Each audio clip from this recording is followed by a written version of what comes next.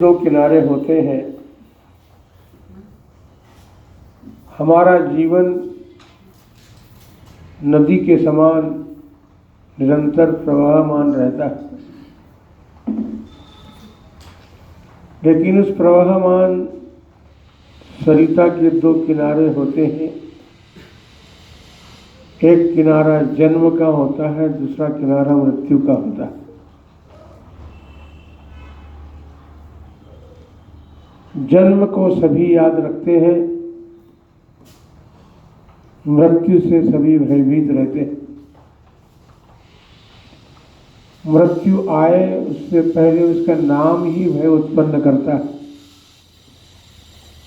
हर व्यक्ति सोचता है मैं मर न जाऊं। जो शाश्वत नहीं है उसके जीवन के संदर्भ में हम बहुत सारे इंतजाम करते हैं और उस इंतजाम की श्रृंखला में अनेक प्रकार के अच्छे बुरे अनुभव भी आते हैं।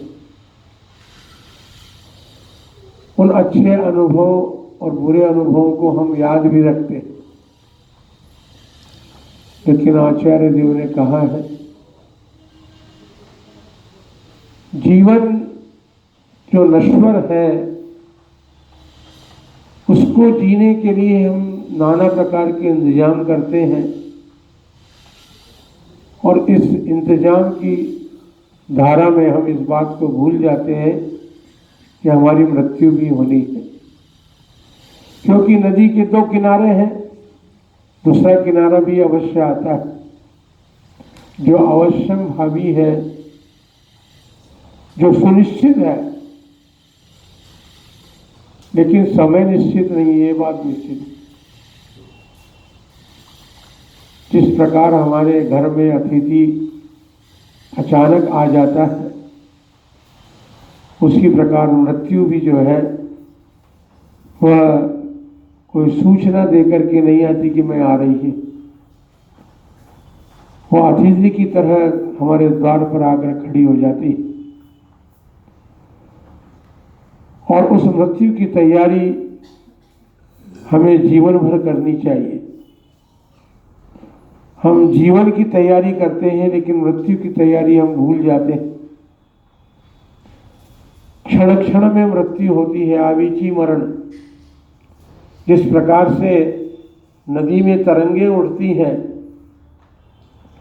और एक लहर उड़ती है दूसरी तरफ जाके समाप्त हो जाती है, उसी प्रकार प्रति क्षण हमें मृत्यु का स्मरण रखना चाहिए और मृत्यु का स्मरण जिन्हें रहता है वे ही मृत्यु पर विजय प्राप्त कर पाते हैं।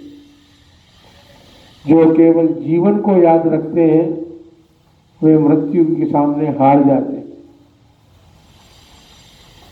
सहिष्णु सागर जी महाराज जैसा उनका नाम था वैसे वे सहिष्णु भी थे।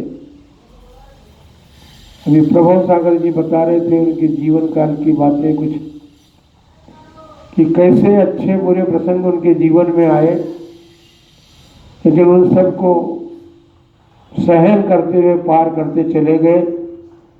और पता नहीं क्यों हमारे मन में उनका नाम सहिष्णु सागर रखने का आया। वे तो रतनलाल थे, लेकिन सहिष्णु सागर कुछ सोच जो नाम था उनका उसी के अनुसार उन्होंने काम किया है।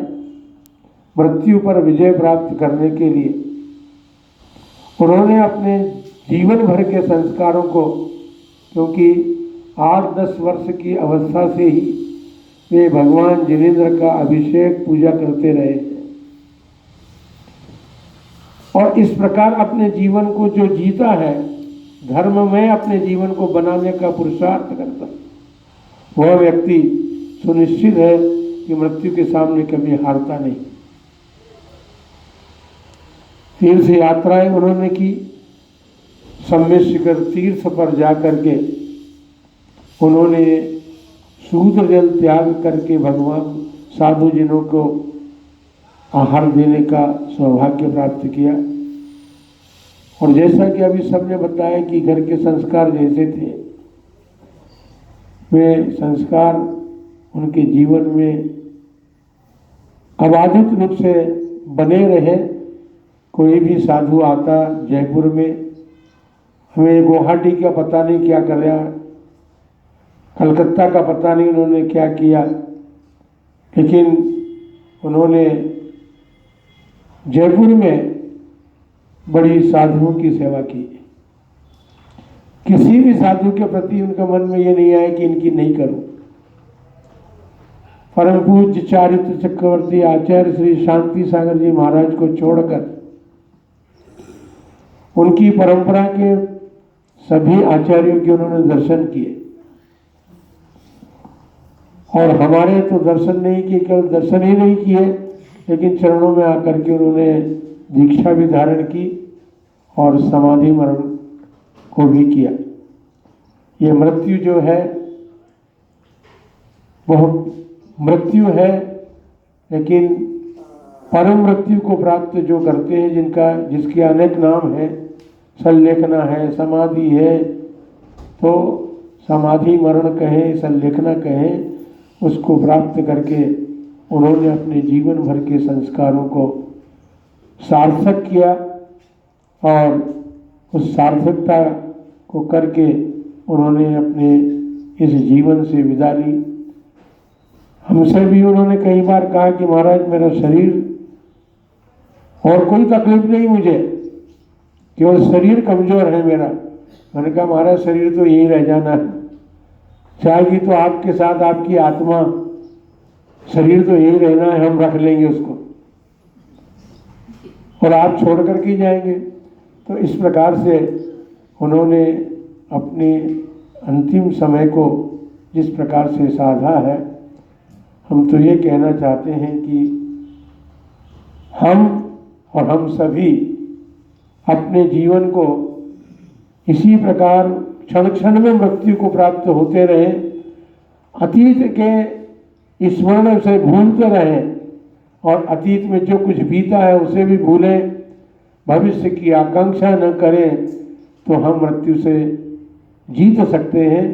और उन्होंने जिस प्रकार जीता है उसी प्रकार हम सभी को वह प्राप्त हो, ऐसी भावना के साथ उनके प्रति हम ये भावना बहाते हैं कि वे स्वर्ग सुख भोग करके फिर एक बार मनुष्य भाव को प्राप्त करें और ऐसा मनुष्य भाव प्राप्त करें और ऐसा पुरुषार्थ उनका जागृत हो कि वे मोक्ष का भी उपाय कर सकें और अपने इस आत्मा को सिद्ध अवस्था में प्राप्त करा करके सिद्धियों की श्रेणी में विराजमान कर सके। इन्हीं मंगलमय भावनाओं के साथ जय बोलो महावीर भगवान।